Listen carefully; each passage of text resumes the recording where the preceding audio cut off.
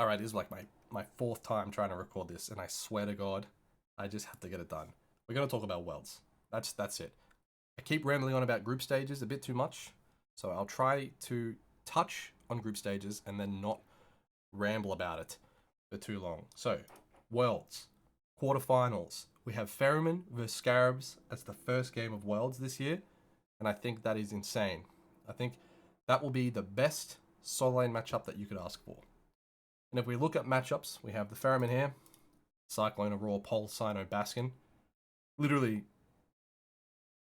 I don't know. The two best backliners in Smite historically, you could argue. Cyclone, people will say that he's not the best. I think he's the best. And then Scarabs on the other side, which is Echrome, Silence, Zeros, April, and Deathwalker. Tail of the tape for this set. Right here, baby. Look at these two. Baskin and Deathwalker versing each other. Day one of Worlds. There's not much more that you could ask for. I'm incredibly disappointed that quarterfinals is best of 3. I think this would be great to see as a best of 5 to see if...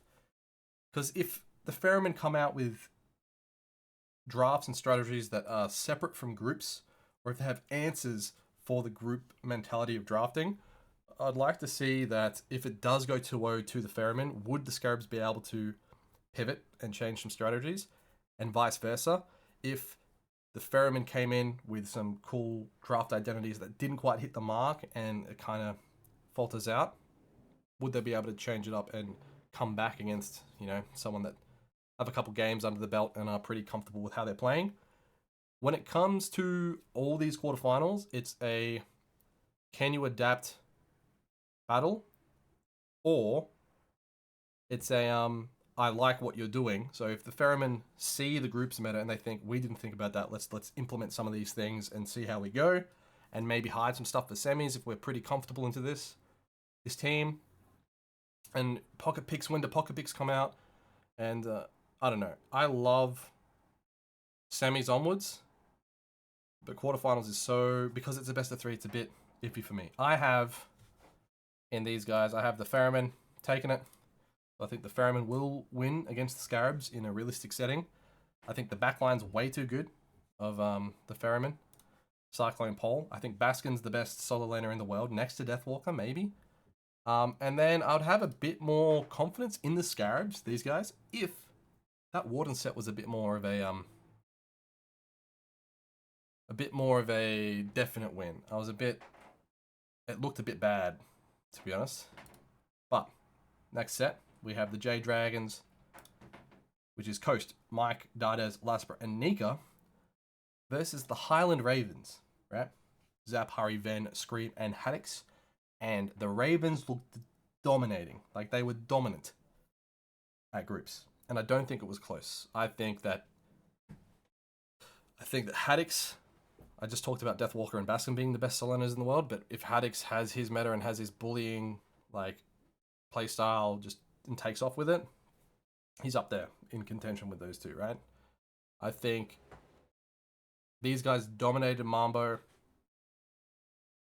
in a very convincing style. Similar to how the Scarabs beat Wardens in an unconvincing style, I think that the recent form of the Ravens has them a bit higher up in the Dragons in my mind.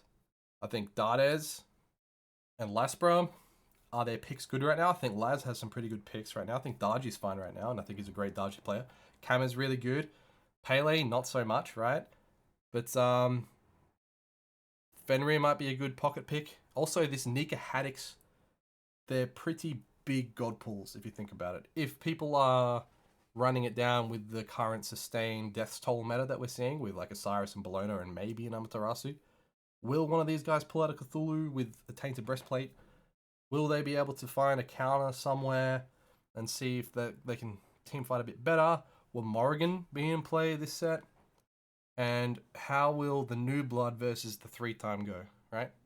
That's what we're kind of looking at. In support, it's the first time where I think Harrowin has grown tremendously this year, and I think he's on par with Mike. I'll say it, right? As a team-based performance, I think Mike had a lot of not growing pains, but a lot of adjustments to play with Dardes and Lasper and Nika, and you get more European in there, where Harrowin is just slotted into an American team and kind of just like, I feel like he looks very comfortable, where Mike still had a bit of uncomfortability in playstyle. This is all from an outsider perspective as well. But the Dragons did look good the last time we saw them 6 months ago. You know what I mean? It's been so long since we've seen these guys compete. They might have continued to grow and continued to develop their, play style. We have no idea as outsiders, but I'm going to be a tiny bit biased to recency, which I think is completely fine. And I think the Ravens, these guys, I think they have it. I think Haddix looks sick. Ven is incredibly slept on. Zap going for like the undisputed status, which kind of already is. And I think Zap at Wales is insane. And like I said before, Harrowin's pretty comfortable in support by the looks of it. His picks look fine. He played tier and didn't look bad. And I think as someone who gets a lot of flack for not being a mechanical guy, just being a true support of just like it's fine for him to play support because he's not that good at the game, I think he showed at recent groups that he is better than all the cannon fodder. You know what I mean? And Sprack or Screams just scream. I don't know what the fuck he's gonna do. Like he could pull out anything. You never know. So we'll just see. But I do have the Ravens beating the Dragons just because of the things that I just said. I won't go back over it. Now, Levi's versus Mambo. If Mambo didn't get destroyed by the Ravens, I would have thought that this would have been pretty close. And there still is potential for this to be close, right? Mambo would be able to look at that game and go like, this is what went wrong, this is what went wrong, and this is what went wrong. But Levi's, this is a scary team in my mind. I think they're a pretty complete team. I think they have pretty massive god pools, and they're able to play identities in different ways. And I think Johnny gapped like lower tier junglers at that tournament, and he can't really gap adapting. You know what I mean? I don't think that these guys got by on the skin of their teeth quite a lot, and I don't think that's going to happen against the Leviathans. I also thought Julio wasn't up to par of other solo, like par being the best people in the world, right? I think Julio was a tiny bit weaker than I thought he would be. I thought he'd be one of the GOATs at this tournament at group stages. He fell a little bit flat, in my opinion, and I think Fino is one of those players that should be really consistent if he's not on Ratatoska or something. You know what I mean? I think Fino should be super consistent at this tournament with the meta being what it is. I think he can play Osiris, he can play Bologna, he can do whatever he wants, and I think he'll have some maybe some other options there that other people haven't really thought about. I think Fino K is got a good mind for that, and he's pretty selfless too, in the fact that Shinto and Pandacat are doing their thing if they can get space. You know what I mean? And Julio shows that he's a tier player. He likes playing like a bit more ability based, like Wukong and tier. Maybe they don't stress about it that much. Johnny versus adapting, another tale of the tape. 2 EU goats. Johnny, the new blood, adapting the old head. I say Johnny's new blood, but he's not actually new blood. It's been like 3 or 4 years of him being considered one of the best in the world. It's a toss-up.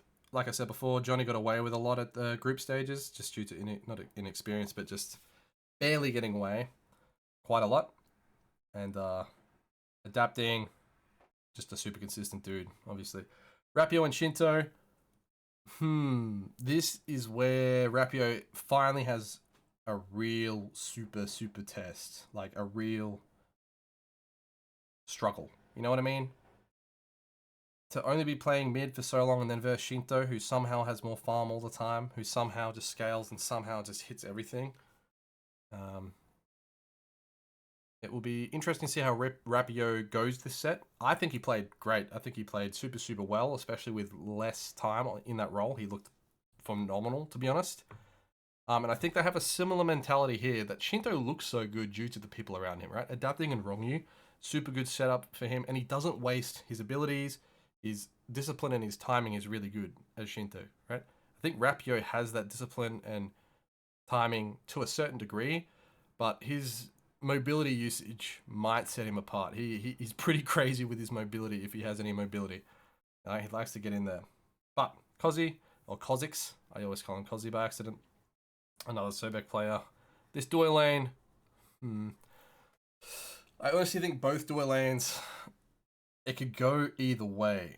I know it's kind of like a shock to see, but I think the EU picks right now, like Hachiman Sobek priority, do really well against current things that NA had favored, right? But will they favor it now? We haven't seen these guys in a long time. I'd like to see if Yamoja gets picked up by Rongyu. And Panda Cat's someone who has somewhat of a deep god pool. Like, I wouldn't be surprised if you see something like Yamoja Dan or Yamoja Artemis, or like similar to how Geb Izanami or Izanami allows any support to be played. I think Rongyu's Yamoja allows Panda Cat to play any hunter to a degree, right? I'm not going too crazy, but I do suspect just Ishtar, Rama, Hachiman, and Arnher, maybe a Heimdall as well. Heimdall this set could be huge between these two, both Heimdall players, but ADC in those 5 gods. It is what it is. After all that talk about the Levis and Mambo, I have the Levis taking it. I want to believe in Mambo winning. I think Mambo are my favorite team, right? If I was going to be biased, I'd have Mambo winning Worlds. It's just that Levis and Ferryman should get the finals, right? In a realistic world, Levis and Ferryman should get there, but I want Mambo to win. I'll say I want Mambo to win. And then the Kings vs Onis, we should know them all by now. Now, I might get hate for this. Kings did did absolutely awfully at the start of groups, but that last game that they played against the Wardens, I was like, they're kind of back. Like, I feel like that last game was so Kings-like, where the enemy team feel like they can do stuff and feel like oh look, we get a Gold Fury, but the Kings will take 3 jungle camps, a pyro, and a tier 1 tower whilst you get gold. So they lure you into this false sense of security where you're doing what you want to do, but it's just not good enough. And I don't want to say they cat and mouse the map, but they trade the map super well. They didn't get baited into any stupid fights, and every time they did fight, it was no hesitation and a lot of buttons pressed, and it just goes the King's way. But that's only one game out of, a lot that they played at groups. But that one game to me shows me that they haven't given up just yet. You know what I mean? I was a bit worried that the Kings they've thrown in the tower early and they don't give a fuck.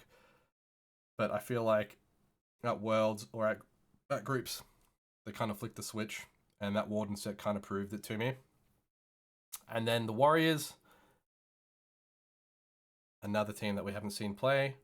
I think Sot has a lot of god pool. Panatom, look, all of them can play anything.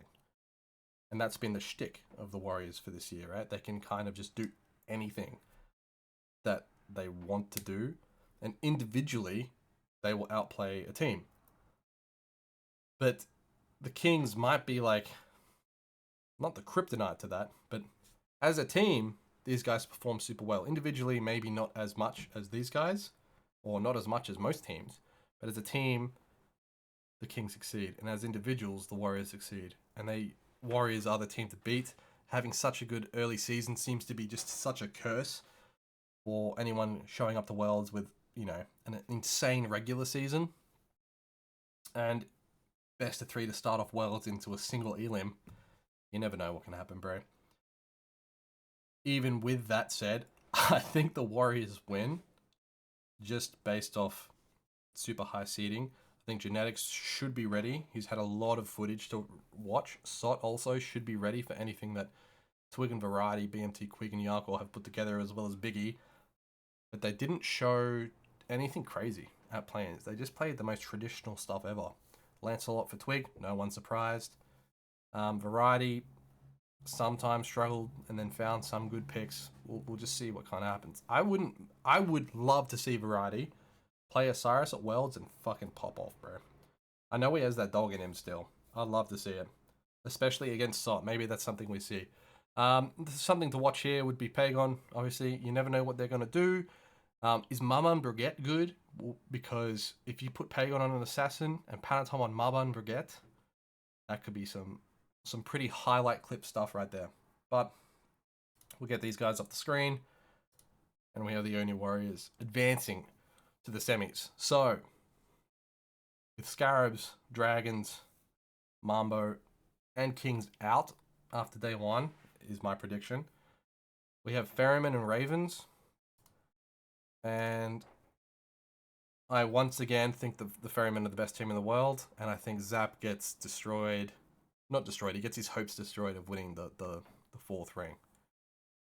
I do think that there's something in me that thinks that the Ravens win Worlds, man. And I'm not a Ravens fan. But there's just something in me that thinks that they can do it. I think they have a solid grasp of the matter. I don't understand. There's just something here. Dragons might knock them out round one, but there's just something in me that thinks that they do it. No one expects these guys to do it. No one expected E United to do it. No one expected SK or PK to do it. No one expected Sanguine with Haddix as a sub to get to groups. Like, no, yeah, once again, E United. But these guys are just too good and too favorited. You know what I mean? But I do have to just get the Ferryman to here. But I really have, there's something in me that thinks that the Ravens do it. And then here, Levi's and Warriors. Before we get to that, I do want to talk about Dragons and Ravens a tiny bit more. It doesn't matter which one gets here. The Ferrymen are the obstacle. You know what I mean? And there's some teams that will just think about Ferryman and then lose here. So if either team here thinks it's an easy ride to get to Ferryman, it's coffins. You know what I mean? These teams need to be prepared for each other. I think this is the closest matchup out of all other three of these matchups. All these other 6 teams, there should be 70 or 60-40, 70-30. I know that the Warriors are probably feeling 80% confident that they will beat the Kings, 80% of the time. I feel like Leviathan should be really confident that they'll beat Mambo. Here is where, as a bystander, I think it's like a 55-45, maybe even close, 50-50. I don't know who wins this one. And then here, I think it's like an 80-20 as well. 80% Ferryman, 20% Scarabs. I really want the Scarabs to get there. I really want Mambo to get there. But I can't do it. You know what I mean? But back to Levi's and Warriors. Where are they? Here's the Levi's. The Warriors have hidden behind the Leviathans. We'll pull them over. There they are. This could be a Worlds Finals in a different timeline where they're on the opposite ends of the brackets. But unfortunately not. Semis is a slobber knocker for these guys. And I think it's pretty evenly matched. Adapting and Panatom, a huge matchup in the jungle. Sot and Fino, completely fine. The dual lane's completely insane. I wonder what their record is in regular season with genetics, or like playoffs with genetics. Because I know that they always came up short. Levi's had a pretty rough, but I say pretty rough season, but they've had a scaling season, which is what you want, right? You want to keep continually getting better and better and better and better. And then Pandagat came in mid-season, and they kept slowly improving. Perfect timing, you know what I mean? And then on the opposite side, you have the Onis. Maybe, are they slowing down? Do they keep momentum? Do they pop off? Do they get a bit too silly? Do they troll a bit too much? Are their picks just not it? Because every time that the Onis dominated, which is pretty much every time, they had their picks sorted, they had everything sorted. They picked what they wanted, they picked what they thought was good, and it was good, and they just destroyed the opposition. Is it going to be enough to beat the Leviathans? In my mind, I have it as a no.